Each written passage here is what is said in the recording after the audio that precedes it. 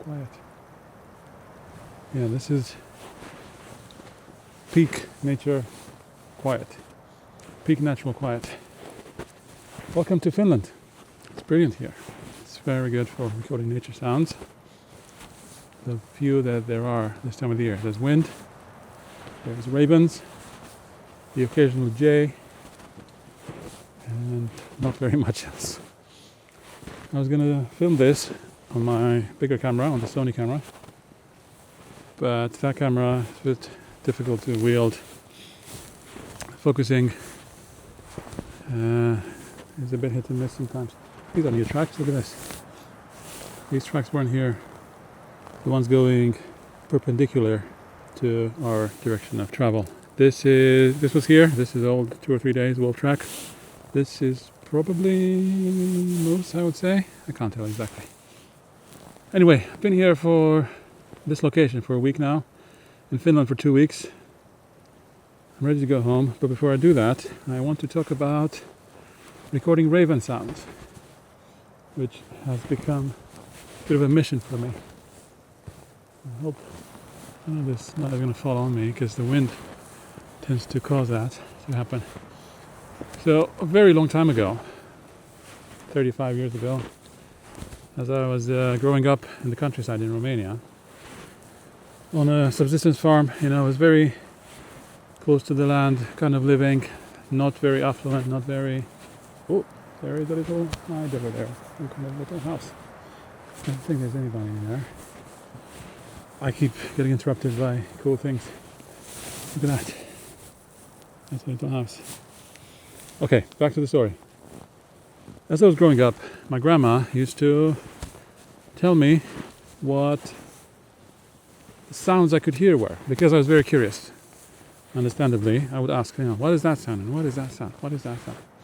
She wasn't a very good birder, but she could tell ravens apart from crows. And there's also, what is it called? Butil. Buzzard. Buzzards would come to our little yard to steal the chicks, the young hen chicks. So my task was to protect them. So when I heard the sound of the buzzard, I would have to go out and make some random noises and try and chase it off.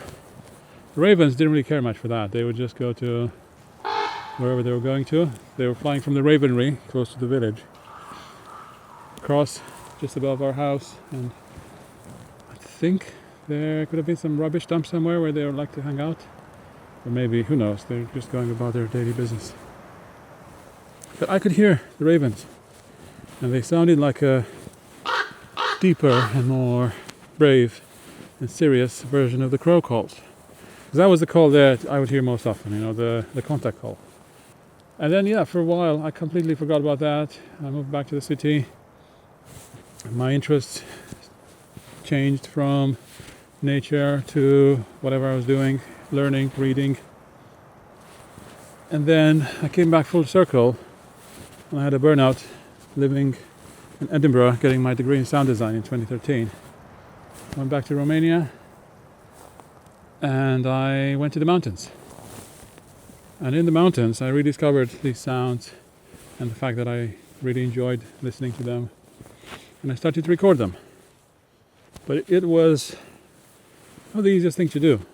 I learned a little bit about field recording at university, studying sound design. Dr. Ian McGregor was very instrumental in this. He helped me a lot.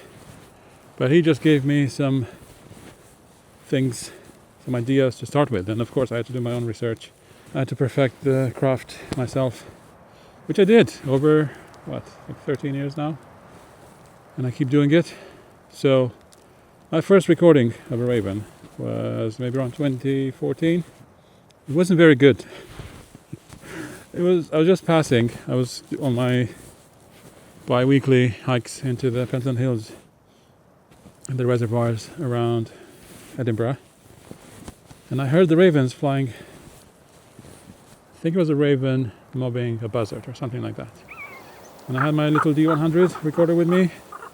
I just held it out, got a little bit of a recording, quite mediocre I will say.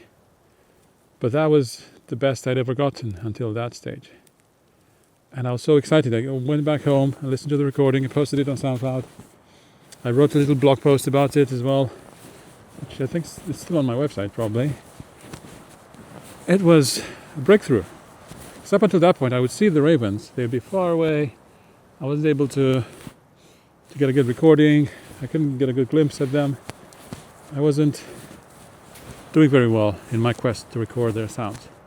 And of course, I had heard the more unique sounds they make, or the less generic sounds they make. The ones that are a bit more quiet, the ones that don't travel as far, so you don't hear them as often.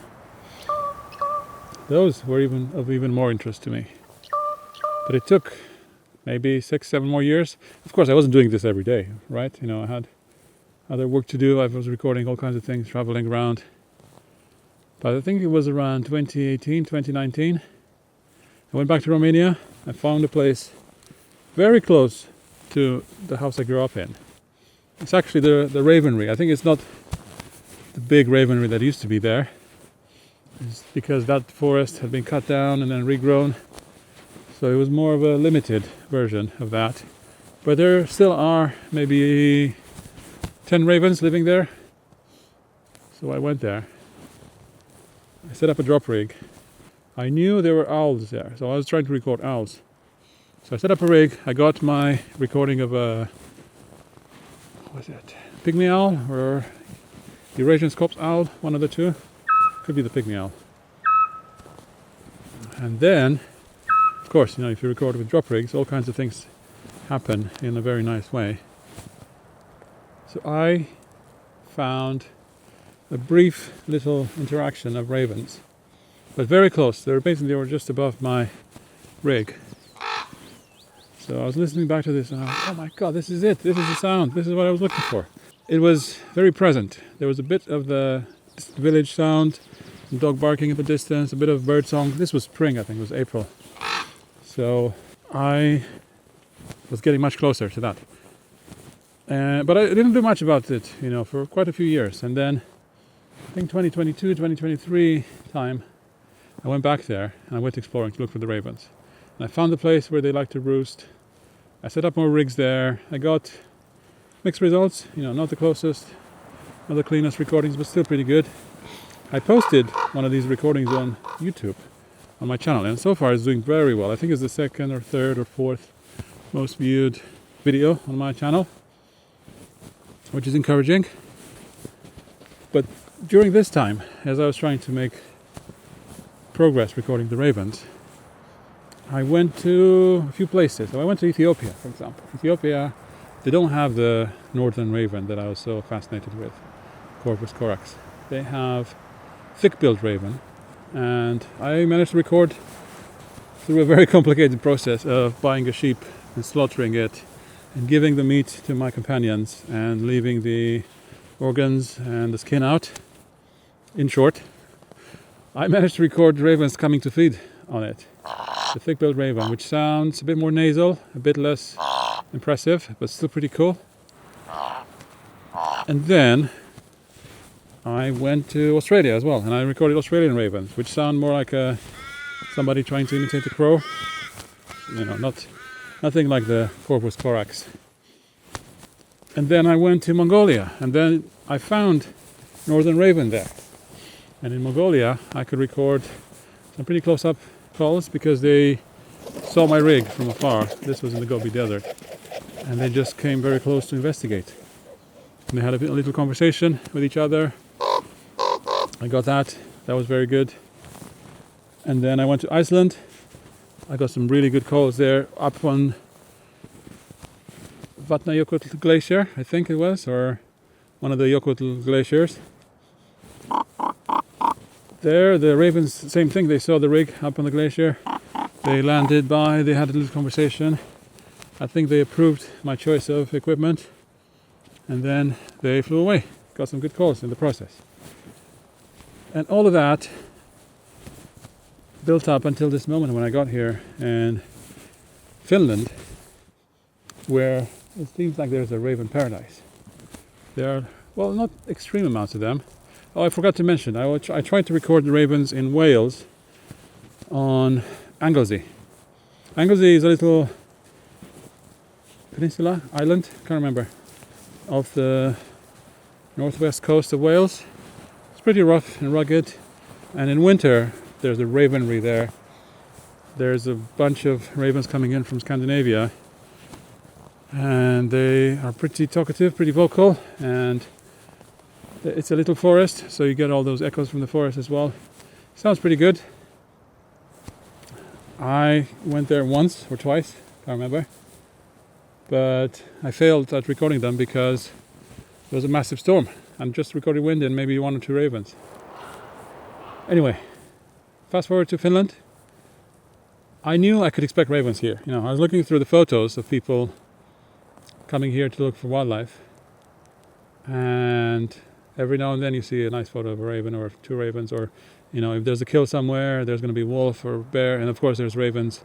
Ravens love it here, and I've not seen any crows so far. Sometimes ravens and crows, they kind of compete for the same prey or species, or scavenging for the same kind of food. Anyway, I came here expecting to find ravens, not being very optimistic about trying to record them. But so far, the most I've recorded besides wind on this trip is ravens. And I've got some really cool calls, some of those clicky and whistly sounds that you don't hear very often, that I was after for a long time. I'm very happy with that. I think I've got enough material for a little library right now. Coincidentally, somebody reached out to me a couple of months ago looking for ravens as well, raven calls. So I'm gonna send them some of these calls as well. It's lovely, you know. It's I wouldn't call it a crowning moment, you know. It's not that huge, but it's a rewarding moment to finally be able to record these. You know, I don't think I've got all 50 or whatever, how many types of calls ravens have. But I got a good amount, and I got a good variety as well. And the cawing sounds and the croaky and the whistly ones, I've got quite a bit of those as well.